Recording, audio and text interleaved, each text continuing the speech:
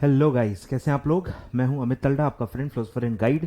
आज इस वीडियो में मैं आपको गाइड करने वाला हूं कि कंपनी लॉ ओल्ड सिलेबस आप 2 दिन में कैसे रिवाइज करोगे। ठीक है, तो मेरा सबसे पहला अजम्पशन मैं आपको बता दूं कि मैंने 18 आवर्स का अजम्पशन लिया है। कुछ बच्चे बोलेंगे 18 ज्यादा है, कुछ बोलेंगे 18 बहुत कम है, हम तो और ज्यादा पढ़ सकते हैं। ठीक है, तो मैंने एवरेज लिया है कि 18 घंटे इफेक्टिव 18 आवर्स आप पढ़ाई कर पाओगे 2 दिन में। ठीक है, तो कैसे करना है, सबसे बड़ा सवाल यही होता है कि सर कैसे करना है, क्या चैप्टर से फोकस करना है, प्रायोरिटी क्या होनी चाहिए।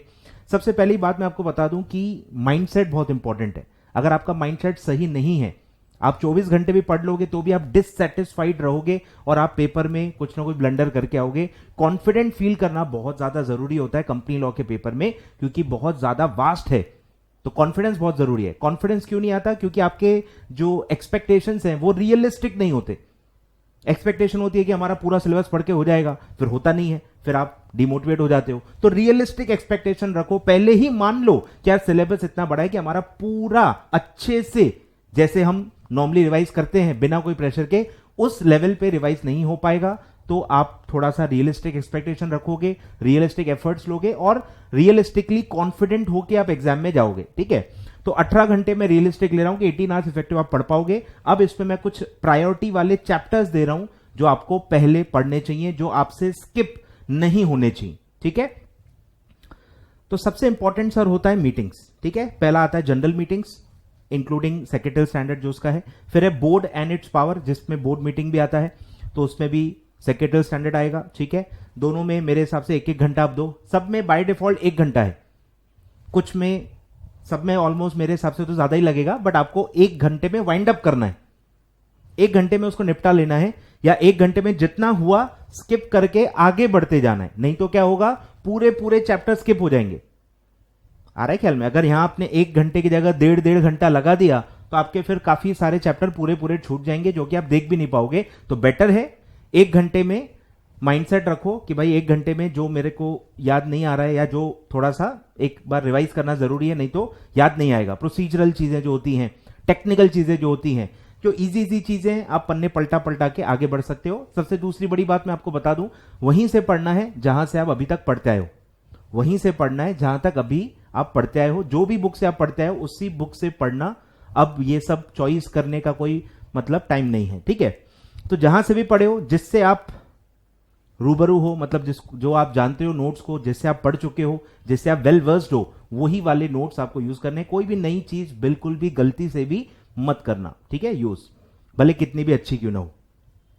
तो पहले हो गया मीटिंग्स, फिर है इंस्टीट्यूशन ऑफ डायरेक्टर, मतलब सारे जो डायरेक्टर्स के 4 टॉपिक्स हैं और एक मीटिंग्स है, ये 5 टॉपिक आपको पहले करना है और 1-1 घंटा अप्रोक्सीमेटली मेरे हिसाब से इसमें आपको लगना चाहिए। रिवाइज करने में ज्यादा ही लगेगा, बट 1 घंटे में वाइंड अप कर लेना है। तो 5 घंटे, पहले जो 5 घंटे हैं वो आपको ये सबसे मेन टॉपिक्स पे आपको स्पेंड करना है। ठीक है, फिर आता है सर केएमपी, पूरा वो 5 टॉपिक हो जाएगा। फिर आता है अकाउंट्स एंड ऑडिट, ये भी काफी बड़ा चैप्टर है, मतलब क्या बोलूं मैं, आपको लगेगा 5-6 घंटे चाहिए, बट मैंने इसलिए 2 घंटे दिए। 2 घंटे में जितना होता है आप पढ़ लो। 45 मिनट्स मेरे हिसाब से अकाउंट्स वाला जो फाइनेंशियल स्टेटमेंट्स का पार्ट है, सेक्शन 134 तक जो भी पूरा है, 128 टू 134, उसमें आप 45 मिनट स्पेंड करो और 1.25 घंटा जो है वो आप ऑडिट वाले प्रोविजंस पे दे दो। ठीक है, ये मेरे हिसाब से काफी रहेगा। फिर है एमओए एओए, ठीक है, ये भी इंपॉर्टेंट है, 1 घंटा दो। Private placement and prospectus, deposits, charge, dividend, loans and investments, capital and financing, सब में अप्रोक्सीमेटली 1 घंटा दो। हो सकता है इन चैप्टर्स में से कहीं 5-10 मिनट बच जाए, कुछ चैप्टर बहुत छोटे हैं, चार्जेस बहुत छोटा चैप्टर है, डिविडेंड भी ठीक ठाक है, डिपॉजिट्स भी ठीक ठाक है, सब ठीक ठाक है। तो ये मेरे ख्याल से ये वाले चैप्टर्स आपके 1 घंटे में हो जाएंगे। तो ये जो चैप्टर्स हैं ये 14 आवर्स आपके देखो ले जाएंगे, बट अच्छे खासे वेटेज वाले हैं और आपको ये चैप्टर्स पहले करने चाहिए। ठीक है, अब इसके बाद आपके लगभग 4 से लेके 6 से लेके 8 घंटे तक भी बच सकते हैं, डिपेंडिंग अपॉन आप कितना टाइम देते हो। अब वो बचे हुए टाइम में आपको बचे हुए चैप्टर्स ऊपर से पढ़ने, ऊपर से, मतलब हर चैप्टर में जो जो इंपॉर्टेंट है, जैसे कन्वर्जन वाला, कॉन्ट्रैक्ट्स एंड कन्वर्जन वाला चैप्टर हो गया, एक्सबीआरएल हो गया, प्रोड्यूसर कंपनी हो गया, फिर पूरे जो है इंस्पेक्शन, इन्वेस्टिगेशन, मर्जर, डीमर्जर, सब देखना है। लेकिन सब में जो मेन सेक्शंस हैं, मेन जो टॉपिक्स हैं, वही आपको पढ़ने हैं, वाइंडिंग अप में भी जो मेन है वो पढ़ना है, स्ट्राइकिंग ऑफ में भी जो मेन है, सब में दो दो तीन तीन टॉपिक ही आप पढ़ पाओगे। जो जो मेन सेक्शंस हैं जो आ सकते हैं उन्हीं को आपको रिवाइज करना है, उससे ज्यादा आप रिवाइज नहीं कर पाओगे। तो ये ध्यान रखना, ये चैप्टर ठीक ठाक कवरेज में हो जाएंगे। इसके बाद जो आप चैप्टर पढ़ोगे, इंट्रोडक्शन हो गया, टाइप्स ऑफ कंपनी हो गया, एमओए हो गया, फिर अलॉटमेंट हो गया, ट्रांसफर ट्रांसमिशन हो गया, ये सब में 2-3 या मैक्सिमम 4 ही टॉपिक्स आप पढ़ पाओगे हर चैप्टर के। तो आपको ध्यान से वही टॉपिक्स पढ़ने हैं जो आपको याद नहीं आ रहे, जिसको रिवाइज करना जरूरी है। अगर आप पढ़ के नहीं गए तो आपको याद ही नहीं आएगा। ऐसे टॉपिक्स कोई सिलेक्ट करना है जो टॉपिक्स आप वेल वर्स्ड हो, जो टॉपिक्स आपको काफी इजी लगते हैं, जो नहीं भी पढ़ गया है तो भी आपको पॉइंट्स याद आ जाएंगे, वो चीजें आप स्किप कर सकते हो।